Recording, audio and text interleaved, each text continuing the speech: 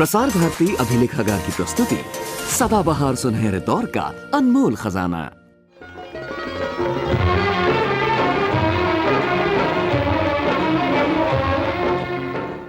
भूपी भैया, सबसे पहले तो हम ये कहना चाहेंगे कि आज दुनिया के कोने कोने में आपके चाहने वाले मौजूद हैं।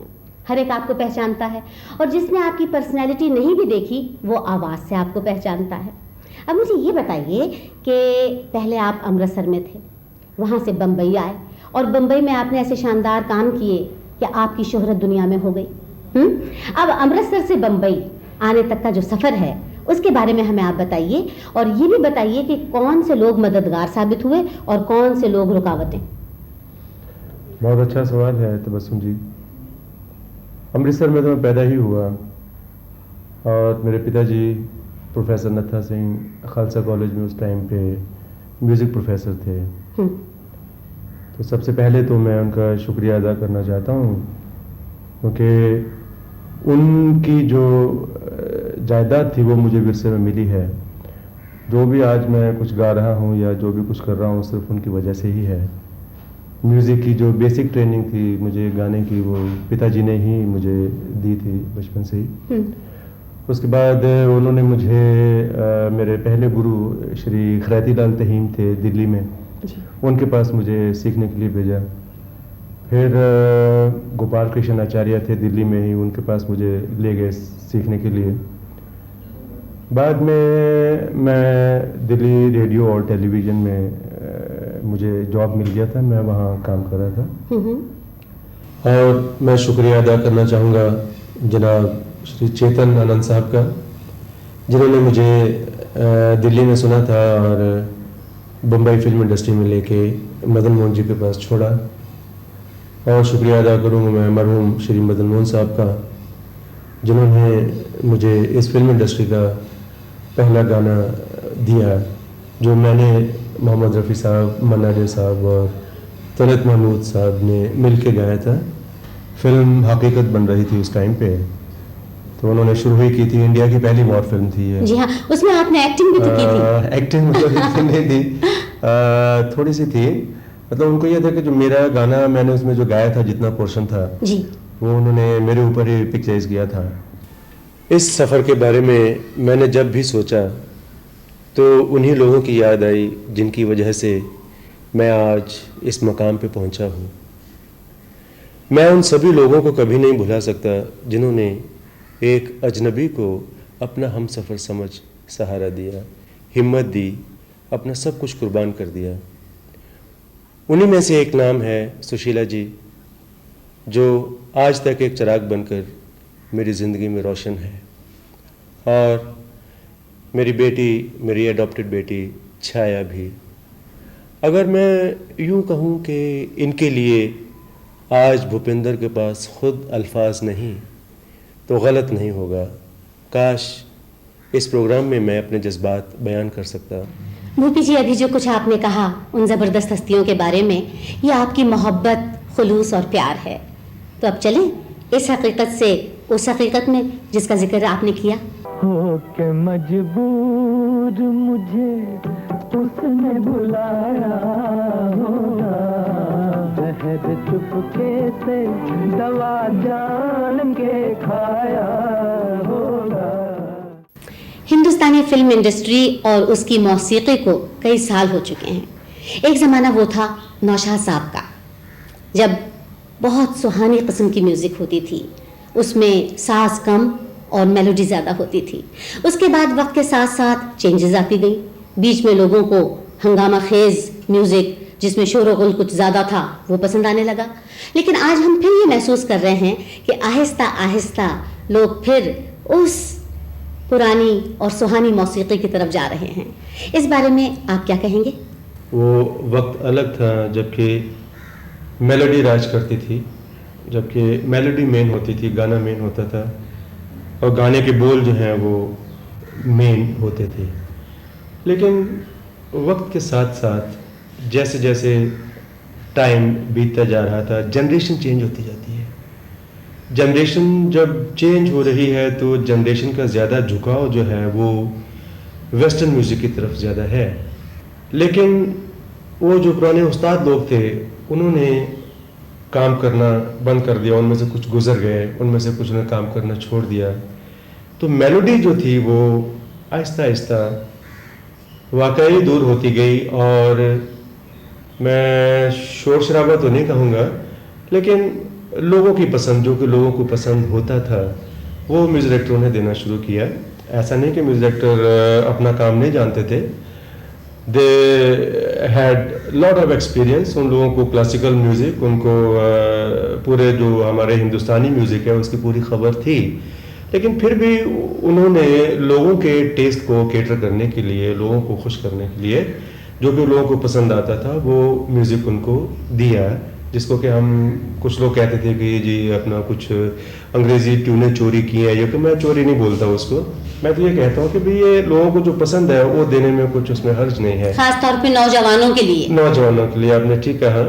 और आपने ये बात भी सही कही है, क्योंकि आज जबकि हम स्टेज पे गज़लें गाते हैं तो हम देख रहे हैं कि लोगों का झुकाव जो है वो इस लाउड म्यूज़िक से फिर वापस दोबारा जो है वो क्लासिक म्यूज़िक की तरफ आ रहा है, और फिर मेलोडी की तरफ लोग ध्यान दे रहे हैं।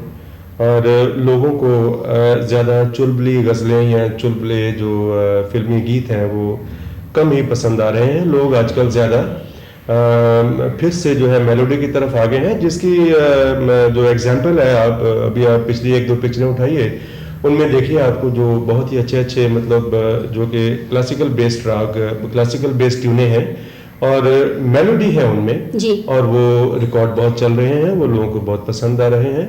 और मुझे 100% उम्मीद है कि म्यूज़िक वापस अपनी जगह पे, जो कि उसकी एक सही जगह है, मेलोडी जो है वो दोबारा हमारे संगीत में ज़रूर आएगी। आपने बिल्कुल सही कहा कि हिंदुस्तानी मौसीकी बहुत रिच है, माला माल है, लेकिन उस दौर में जब लोगों को वेस्टर्न म्यूज़िक का अंदाज़ पसंद आ रहा था और हमारे म्यूज़िक डायरेक्टर जो थे उन्होंने उसे अपनाया हुआ भी था, उस दौर में भी कुछ ऐसी फिल्में आईं जिसमें साज हावी नहीं थे आवाज़ और शायरी पर।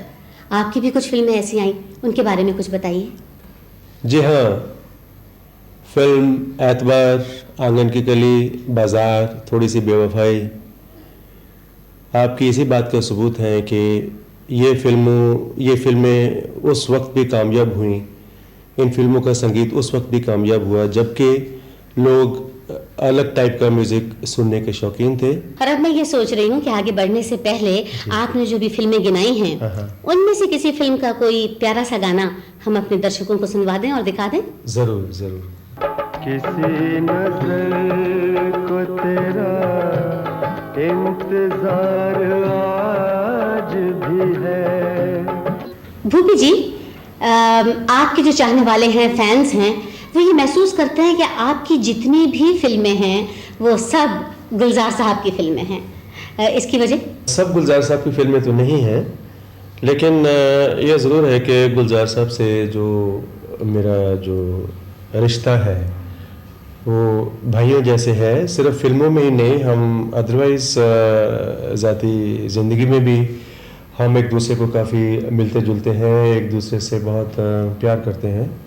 लेकिन ये एक क्या उसको कहते हैं, इंसिडेंट है कि भाई इंसिडेंटल बात है कि गुलजार साहब की पिक्चरों के जो मेरे गाने हैं, जो उनके लिखे हुए हैं, वो बहुत ज़्यादा पॉपुलर हुए हैं। जैसे कि आप मौसम का गाना लीजिए, दिल ढूंढता है, फिर वही फुर्सत की रात दिन, तो इस टाइप के जो उनके लिखे हुए गाने हैं वो काफ़ी पॉपुलर हुए हैं। और as a person, as an artist, Gulzar साहब का जवाब ही नहीं है। अब मैं सोच रही हूँ कि एक अगर आप इजाज़त दें तो थोड़ा सा पर्सनल सवाल कर लूँ। कुछ खतरनाक पर्सनल? नहीं, खतरनाक नहीं है, बहुत अच्छा है। ज़रूरी तो नहीं है कि पर्सनल चीज़ खतरनाक ही हो, ना हो सकता।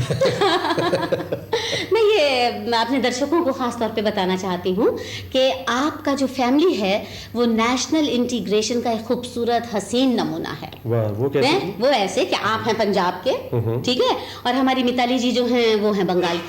तो इसका मतलब तो ये हो गया कि इधर बंगाल इधर पंजाब दोनों गले मिल रहे हैं। ओहो, ये क्वेश्चन जो है, जो आपने जो सवाल किया है, इसका मैं आपको जवाब क्या दूँ? नहीं है, इसका जवाब आप हमें ये दीजिए कि ये कितनी खुशी की बात है आपके लिए कि आपको तरह तरह के, आप कुछ खाने की बात करना चाहते हैं? मैं और खाने की बात ना करूं ये हो ही नहीं सकता। ठीक है, मुझे बंगाल का जो खाना है वो मुझे बहुत अच्छा मिलता है, बहुत टेस्टी बनता है। लेकिन मुझे भाकरी भी अच्छी लगती है। नहीं, पर मुझे ये बताएं आप कि बंगाल के खाने तो मिताली जी बना लेती हैं, पंजाब के खाने आप उन्हें खिलाते हैं कि नहीं खिलाते हैं? वैसे आपस की बात है, बुजुर्गों ने ठीक कहा है कि कुछ मामलात में अगर चुप ही रहा जाए तो बहुत अच्छा है। आप समझ गए कि नहीं? फिल्मी गानों से शोहरत और दौलत ज़्यादा मिलती है, और गज़लें गाने से एक कलाकार को और उसकी कला को भरपूर तृप्ति। मैं ये जानना चाहूँगी कि आपको क्या अच्छा लगता है और क्यों? ये सही बात है कि फिल्मों में अगर आदमी गाने गाए तो उसमें ज़रूरी है कि पैसा आपको ज़्यादा मिलेगा। आपने ये भी सही कहा कि जब हम स्टेज पे गज़लें गाते हैं, इसमें एक सेटिस्फेक्शन है, इसमें एक तृप्ति है जो कि हमें पैसे से भी कहीं ज़्यादा हमारी फेवरेट है, ज़रूरी है और अजीज़ है। क्योंकि जब ये सेटिस्फेक्शन मिलता है, इंस्टेंट सेटिस्फेक्शन जो स्टेज पर से मिलता है ना, इससे हमें बहुत एनकरेजमेंट मिलती है। हम उससे और ज़्यादा काम करने के बारे में सोचते हैं ताकि हम अपने सुनने वालों को इससे भी ज़्यादा खुश कर सकें और हमें उस बात की बहुत सेटिस्फेक्शन हो। तो हम इस बात को ज़्यादा, तृप्ति को, सेटिस्फेक्शन को ज़्यादा मद्देनज़र रखते हैं। मुझे भी आखिर में चलते चलते मैं एक सवाल ये पूछना चाहूँगी, बल्कि सवाल न पूछते हुए इल्तिजा करूँगी कि आज के जो हमारे दौर के सिंगर्स हैं, यंगर जनरेशन वाले जो कंपोजर्स हैं, और चूँकि आप तो ज़्यादा सीनियर हैं, तजुर्बाकार हैं, अपने जूनियर्स को कुछ मैसेज देना चाहेंगे, कुछ कहना चाहेंगे? मैं इस मामले में कोई अथॉरिटी तो नहीं हूँ क्योंकि सबकी अपनी अपनी लाइफ है, लेकिन फिर भी मैं ये कहना चाहूँगा कि सिंगर चाहे नया हो चाहे पुराना हो, उसको अपने ही स्टाइल में गाना चाहिए, उसको मेहनत करनी चाहिए। आज हमारे जितने पुराने सिंगर हुए हैं, आप उनकी तपस्या को देखें जो उन्होंने मेहनत की है। आप बड़े से बड़े सिंगर से आप शुरू कीजिए तो आपको मालूम पड़ेगा कि उनकी कंट्रीब्यूशन म्यूज़िक में 100% थी। उनका जो म्यूज़िक से लगाव था, उन्होंने ज़िंदगी में और कुछ सोचा नहीं। उनके लिए सिर्फ गाना प्रैक्टिस, फिल्मों में गाना और सीखना बहुत बड़ी बात है, क्योंकि वो सब लोग मरते दम तक भी सीखते रहे हैं।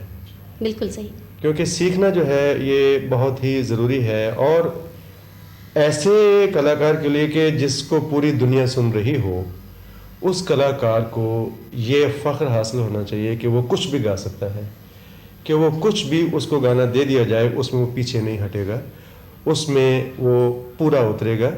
मेरी सबसे यही दरख्वास्त है और यही मैं उनसे अर्ज़ करना चाहता हूँ कि भाई अपनापन होना चाहिए गाने में, बिल्कुल अपना स्टाइल होना चाहिए, अपनी आवाज़ होनी चाहिए, और तब जाके कहीं गाने वाले की जो उम्र है वो लंबी होती है। और सबसे बड़ी फ़ख्र की बात यह है कि वो किसी की नकल नहीं समझा जाता। जी हाँ, वो मैं कहना नहीं चाहता था, लेकिन फिर भी, और इसके साथ ही मैं ये भी कहना चाहूँगा कि मैं अपने सुनने वालों का बहुत बहुत शुक्रिया अदा करना चाहते हैं, क्योंकि जो मोहब्बत और प्यार हमें हमारे सुनने वाले देते हैं, हम तो उसी के सहारे ही ज़िंदा हैं। और अगर मैं ये कहूँ कि अगर आप हमारे सुनने वाले ना हो तो फिर हम भी नहीं हैं। क्यों तबस्सुम जी? ये तो बिल्कुल आपने दुरुस्त कहा, लेकिन इसमें थोड़ी सी मैं बढ़ा दूंगी थोड़ा सा। क्या? सिर्फ सुनने वाले नहीं, देखने वाले भी। अच्छा। आपने तो शुक्रिया अदा कर दिया, जी। लेकिन अब मैं अपने दर्शकों की तरफ से और आपकी तरफ से और दूरदर्शन की तरफ से सबको फिर एक बार शुक्रिया कहती हूँ। बहुत बहुत शुक्रिया।